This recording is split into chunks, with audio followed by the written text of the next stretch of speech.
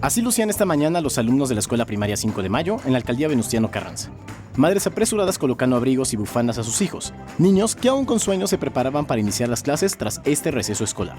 Y aunque el Frente Frío número 29 nos regalara la mañana de este miércoles una temperatura de 4 grados centígrados y vientos de 10 a 15 kilómetros por hora, eso no impidió a los más pequeños reiniciar este ciclo escolar con todo el entusiasmo, aunque quizá no con la pila.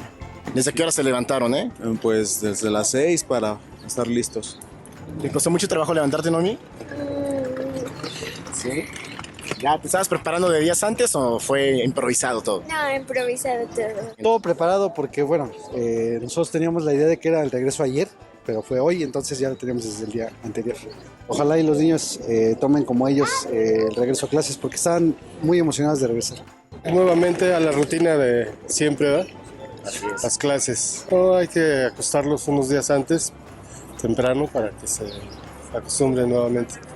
Según la Secretaría de Seguridad Ciudadana de la Ciudad de México, este martes regresaron a clase 1.700.000 alumnos de preescolar, primaria y secundaria de las 16 alcaldías. Con imágenes de Joel Arias, Víctor Diego, 21 Noticias.